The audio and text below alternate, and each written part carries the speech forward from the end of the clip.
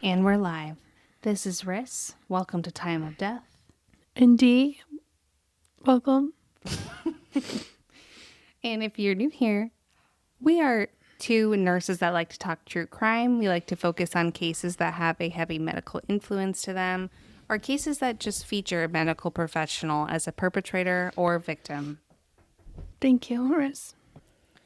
This week has been a very sad and devastating week for healthcare in general. A lot of violence against healthcare workers has been enacted this week, and very heartbreaking stories have been shared. So it just really enforces the idea that there needs to be change and there needs to be protection for healthcare workers. So today we're going to be focusing on the case of Leela. She is the nurse that was attacked in Florida just on the 18th, so last week of February. I heard about that. I just want to give a quick disclaimer before we begin the episode. This is an ongoing, very new, recent case. And today we're just going to be giving our opinions based off of our own research and personal experiences.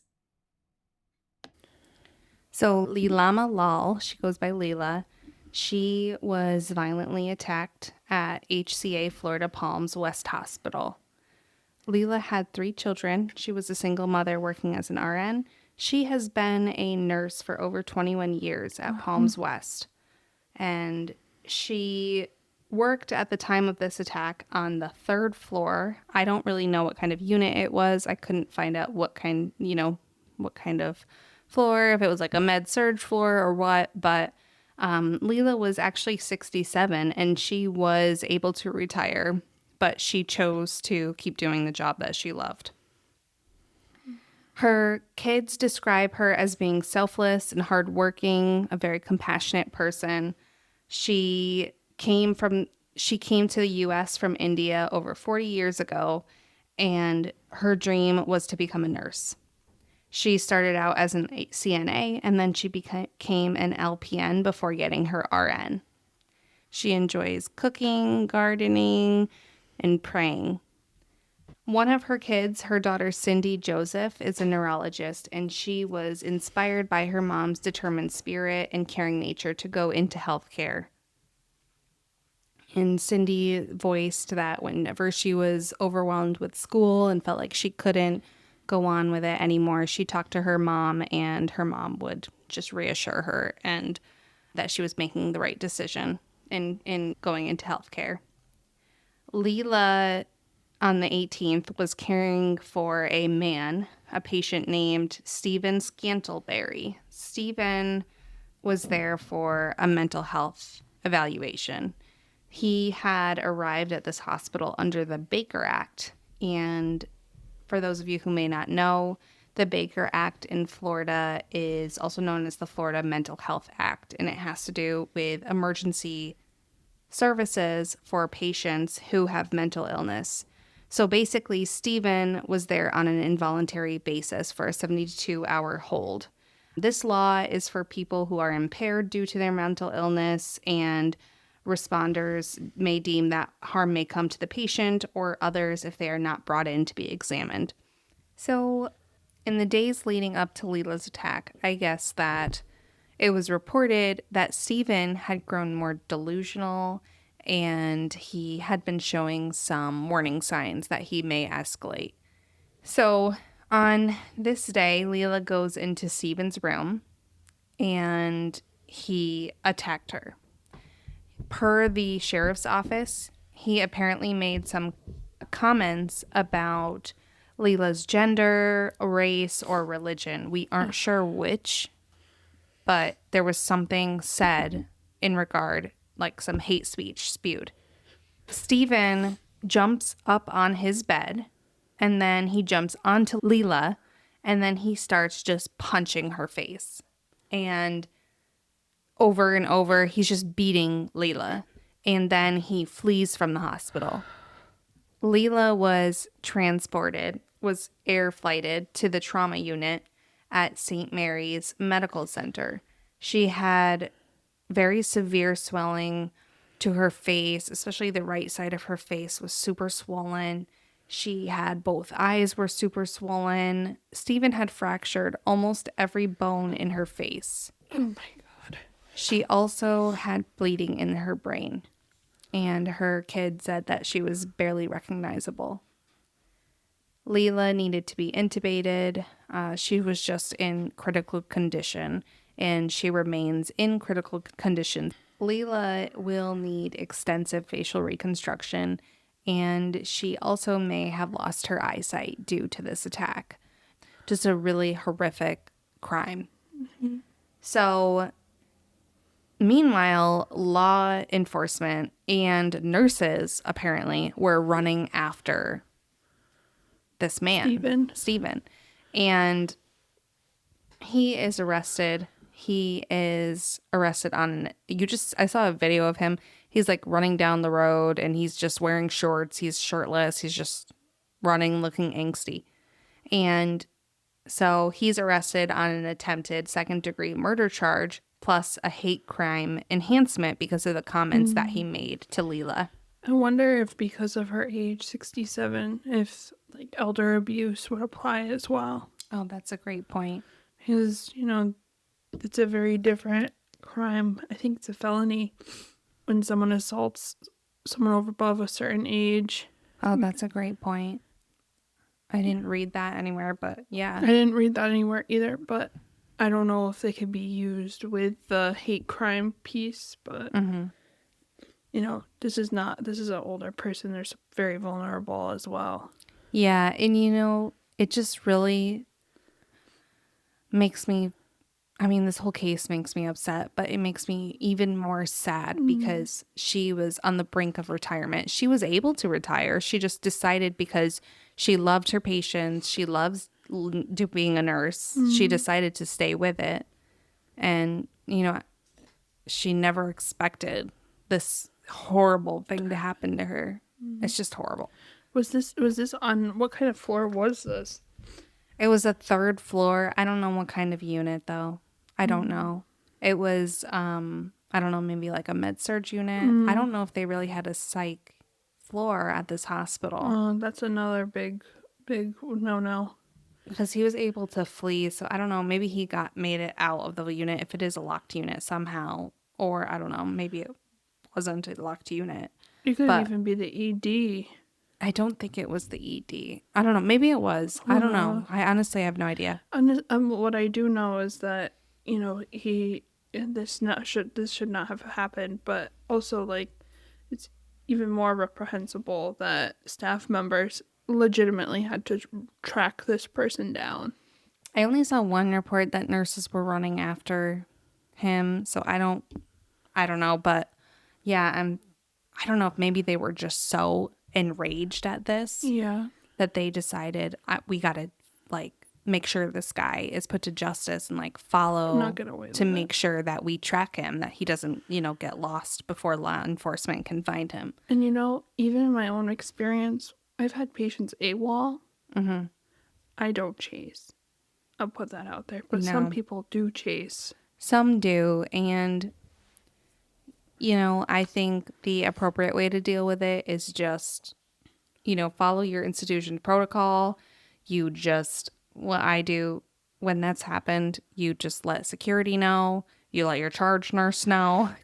You call the police. Yeah. You call the police if you, of course you'll have to call the police if you need to let them know. But when you think about it, let's say by some miracle, I know I'm not catching them, but let's say a nurse catches them.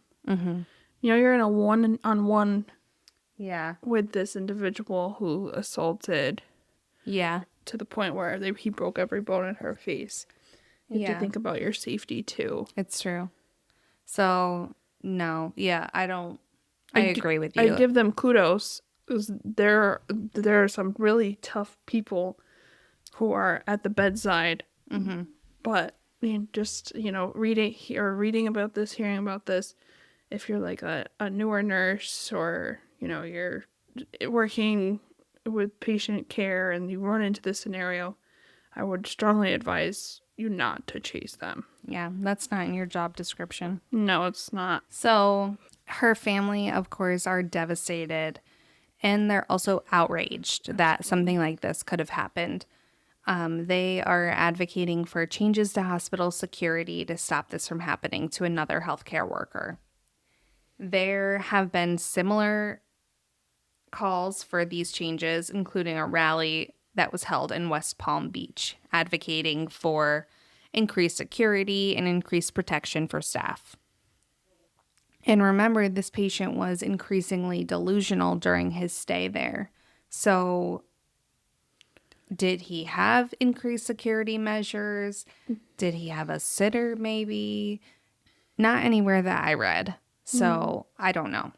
It turns out that Palms West Hospital isn't a facility that is eligible to accept patients under the Baker Act.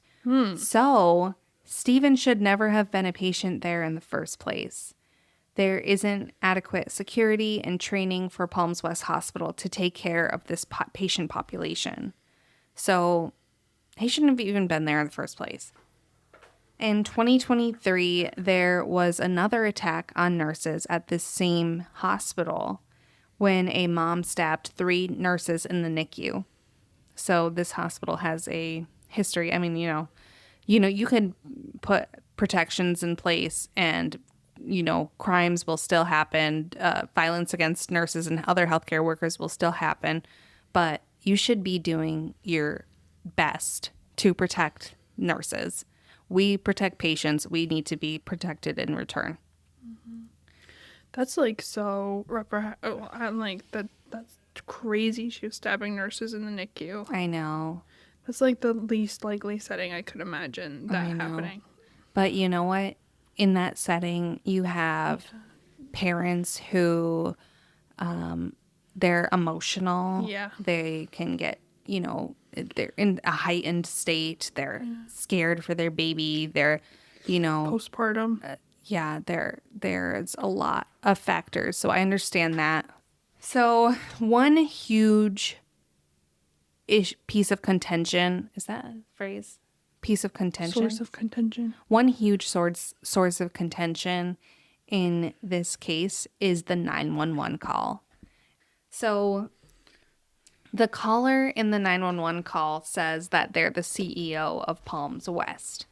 And I'm sorry. It's okay. Basically, during the call, they say they weren't worried about the nurse who was attacked, and they requested that Stephen be dealt with. I listened to it, and it's disgusting. Totally disgusting. It's horrible. So, in the recording, it goes, we had a Baker Act beat a staff member unconscious, now running around the building. You hear the 911 dispatcher say, you said that they assaulted the employee until they passed out. And the hospital executive says, yeah, unconscious. I'm not worried about that part. I need the Baker Act dealt with. The dispatcher continued, and they're looking for more information about Leela's status. And the CEO or the caller says, I'm not sure. She's probably going to die. There were also calls from witnesses, and you hear this attack. Maybe you see the attack as a visitor, and these visitors were all freaking out as well. I bet, staff obviously was freaking out as well. And one of the visitor calls or witness calls says, I'm in West Palms Hospital and Palms West Hospital. I'm on the 3rd floor. There's some guy in here that's nuts. And 911 asks, does he have any weapons? And the caller says, I don't know. We slammed the door shut. Me and my sister are standing up against the door, so he could not come in here if he tried. They're still carrying on. This has been going on for over 5 minutes. It's chaos. It's absolute chaos.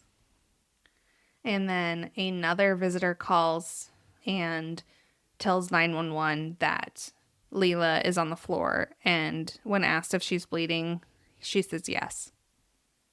You know what's so crazy? I did not remember reading anyone, intervening.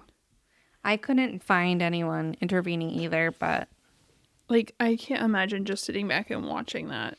I mean, for her to have so much trauma to her face, I bet it was going on for a little while before there was intervention.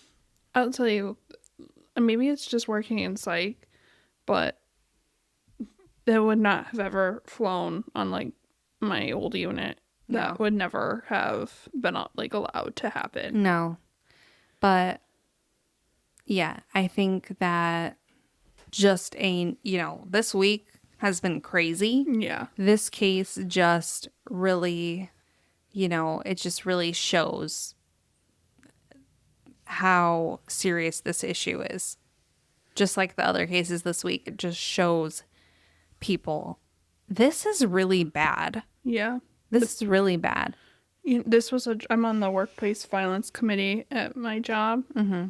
And like this was specifically addressed as one of the incidents that, but one of the topics that we wanted to talk about, I think that, the fact that this was racially charged and makes it even more heinous than what it was, and that this is an older person, passionate. It's just like everything that could make this story worse is absolutely there. And not that long ago there was a story about a psychiatric APRN who got stabbed in the throat by a patient. My God. But his staff members intervened, which allowed him to survive. Yeah. And he was stabbed multiple times. Yeah. But because like he had staff members like throwing chairs and doing things that were trying to intervene and on his behalf, this woman is very lucky that she's alive, and it sounds like no one jumped in. Yeah, I don't know if anyone jumped in. I feel like I feel like people would jump in, like staff. I feel like most of the time will jump in. I know if something was happening in my ED. But these are also areas where stuff like that happens all the time. Yeah. Like maybe on a med-surg floor or an ortho floor. True. These people were probably paralyzed because they did not know what to do. And that's a feeling of the hospital's part. Then if the hospital doesn't have our best interests at heart, which is very clear they don't, we need to stick together. And if that means signing petitions, if that means rallying, if that means, making these types of stories aware so that hospitals have no choice but to take action. And I'm not saying, someone should have squared up with this patient. Yeah. But I know what you're saying. And I think being aware while you're in your unit, you got your own assignment, but also being aware about what's going on in the rest of the unit and being aware of patients who may, pose a problem.